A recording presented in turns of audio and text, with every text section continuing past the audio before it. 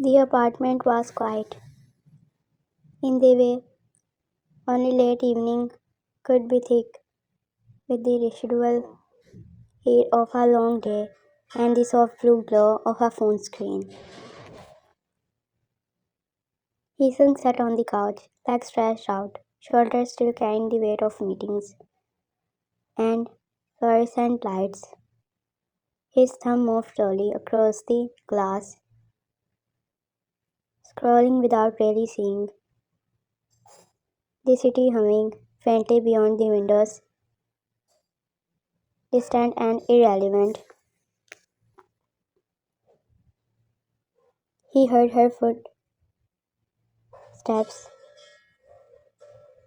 the quiet shift of fabric, then the couch tipped as she climbed into his space like she belonged there, like the space between his body and the cushions had been waiting for her all along.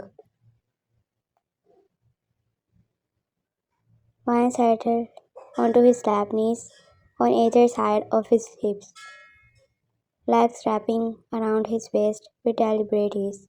The motion was unhurried, intimate. She didn't ask. She simply took the place that had always been hers.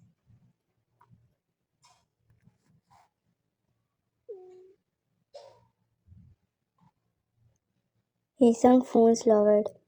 His free hand found the small of her back almost automatically, fingers spreading against the fabric of her shirt as if to anchor her.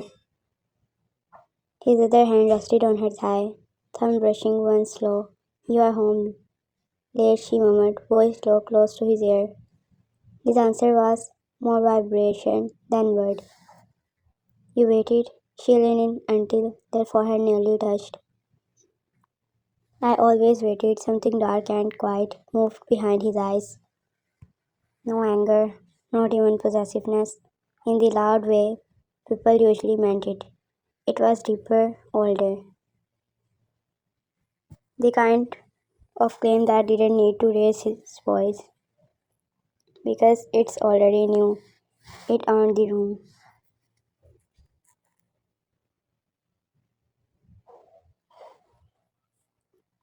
His hand slid higher on her back, pressing her closer until there was no space between them. The phone was abandoned somewhere on the cushion beside them. Neither of them looked at it. "Long day?" she asked, finger tracing the line of his jaw, feeling the faint tension there. His gaze stayed on hers, unblinking it was until now. The words were simple, the weight behind them was not. She shifted slightly in his lap, settling deeper, and his breath caught just once uncurled. But she felt it. His hand on her thigh tightened, not just to hurt, just enough to remind her that he was fully present, fully aware of every place their bodies touched.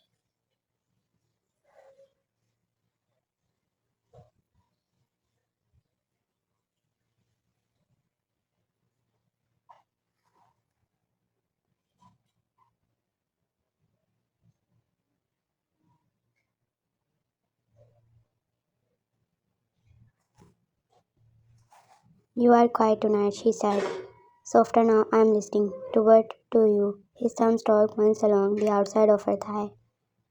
"To the way she breathed when you are close like this. To the way you stop pretending the rest of the world exists." A small dark smile touched her mouth. "I never pretend with you." "I know." His voice dropped lower. "That's why I let you in this far." The silence that felt was thick, charged. She could feel the steady rise and fall of his chest against hers. Could feel the control strengthen, the way he held her, not restraining, but containing, like he was keeping something dangerous carefully, placed for her sake, or for his.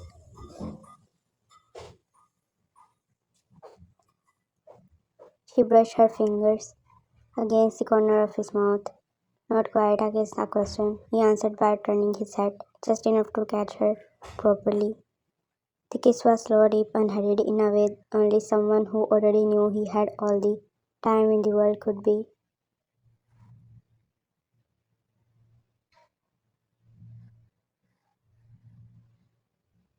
His hand moved from her back to the nape of her neck, fingers sliding into her hair, holding her exactly where he wanted her. When he finally pulled back, it was only far enough to speak against her mouth. "You came to me like this on purpose." It was not a question. She didn't deny it. "It means the way you look at me when the day is over, when there is nothing left to perform for." His eyes darkened further. "And how do I look at you? Like you're deciding whether to keep me or devour me." A quiet, almost dangerous sound left his throat. "Both are true." She smiled against his lips. "Good." His sunk hand moved with deliberate care,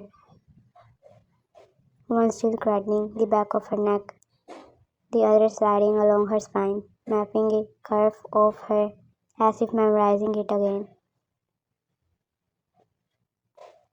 Every touch was controlled, intentional. There was no rushing him, only the slow, heavy certainty of a man who had already decided she was his and was simply taking his time proving it. "Tell me what you want," he said, voice low and rough at the edges. She leaned back just enough to see his properly. A soft light from the abandoned phone screen painted half of it in blue, the other half in shadow. "Beautiful, dangerous." Hers. "I want you to stop holding back," she whispered, even a little.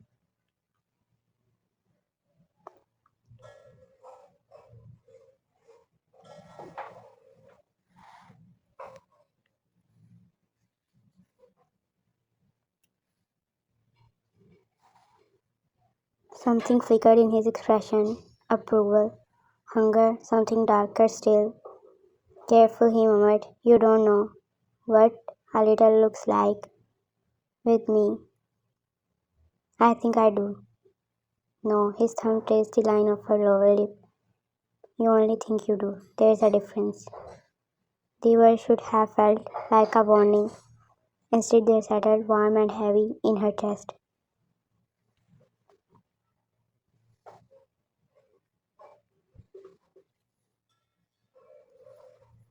She shifted closer again, legs tightening around his waist, and felt the way his body responded controlled, but not affected. His hand settled firmly on her hips now, holding her still. "Stay," he said quietly. "I'm not going anywhere." "I know." His gaze held hers. "That's the problem." And the solution. She didn't understand the full weight of that sentence yet. She only felt the way it made her pulse stutter.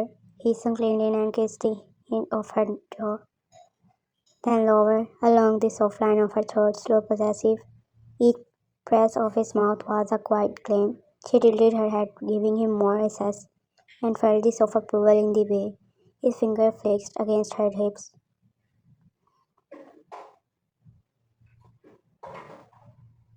"You come home to me like this," he murmured against her skin, "and expect me to stay gentle." "I never asked for gentle." "No," he agreed. "You asked for freaky, for dark, for me." A shiver moved through her, not fear, anticipation. He pulled back just enough to look at her again. The intensity in his eyes was almost too much.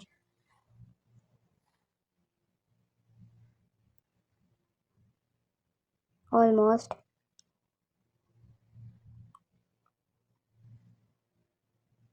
"I'm not going to take my time with you," he said, voice quiet and absolute.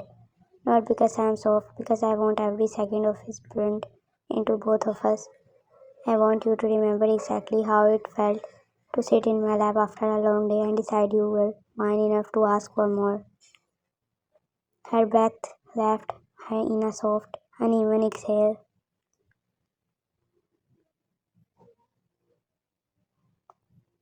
"What if I want more than that?" she asked. His smile was slow and hard. Then you will get it. But on my terms, at my pace, until you are shaking and still asking for the next time I have not given you yet. The words landed heavy between them, beautiful, dangerous, perfect. She reached up and traced the sharp line of his cheekbone with her fingertips. You are different when it's just you. I am the same, he corrected.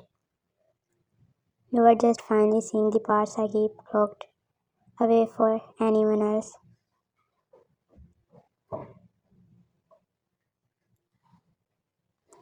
I like those parts.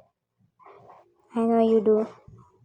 His hand stayed up her sides, slow mapping. That's why I let them out with you.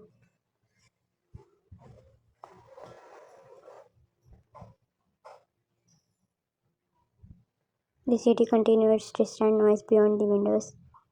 The phone screen eventually went dark. Neither of them noticed. His mouth found hers again, deeper this time, slower, hungrier. One hand stayed buried in her hair, the other pressed firmly against the small of her back, keeping her flush against him. Every shift of her body in his lap drew a controlled reaction from him, a quiet tension in his shoulder, a slight tightening of his grip.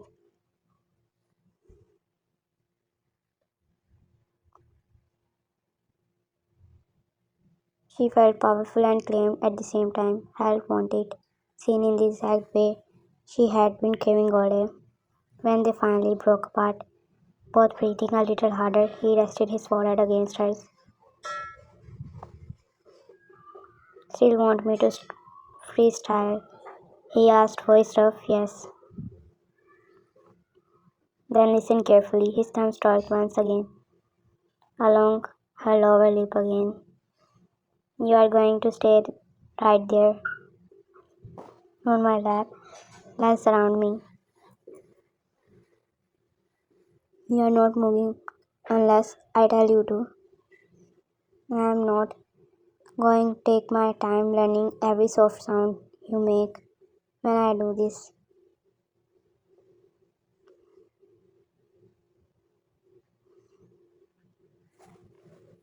His mouth found the sensitive place just below her ear, and this a slow track of his teeth against her throat, careful, uncontrolled, and every place in between. A finger curled into the fabric of his shirt. And if you need me to stop, he continued against her skin. You say no, clearly otherwise. I keep going until you are on for anyone else's hands.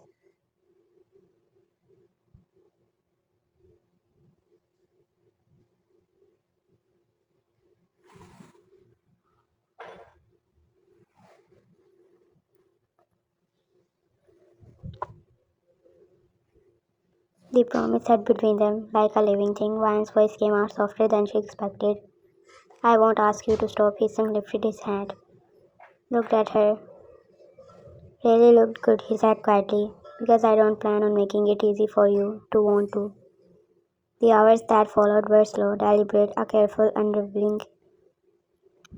His son never rushed. He never needed to. Every kiss was measured. Every touch along her spine, her thighs, the curve of her waist was intentional. He needed the exact pressure that made her breath catch, the exact place at the base of her throat that made her finger tighten in his hair, the exact way her body responded when he spoke, low and dark against her ear, telling her how long he thought about this exact moment during the empty hours of the day. How the image of her climbing into his lap that lived behind his eyes through every meeting, every fluorescent lit hallway.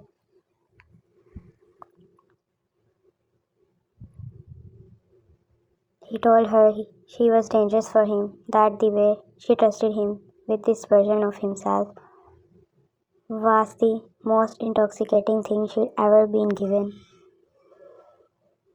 that he would ruin anyone who ever tried to take it from either of them.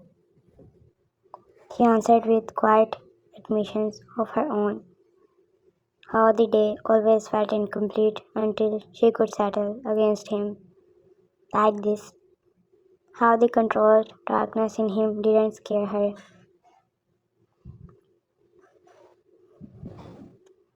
how it felt like the only place she had ever truly belonged. There was no frantic urgency, only the heavy, beautiful tension of two people who already knew the ending and were simply savoring every step toward it.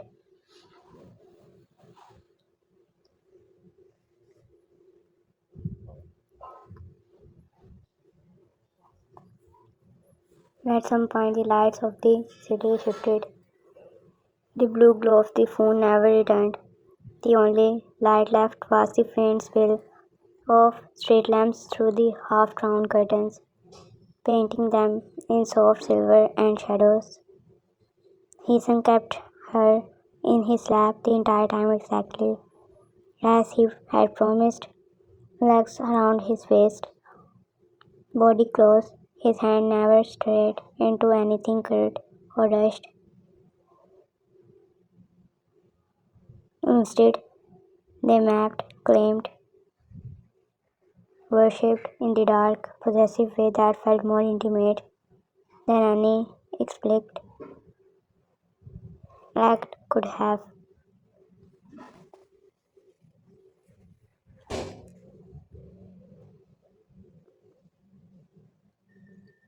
When she finally trapped against him, overwhelmed not by touch alone, by the sheer intensity of being so thoroughly seen and wanted, he simply held her tighter, twitched the corner of her mouth, spoke against her skin in that low, wrecked voice that always ever existed for her.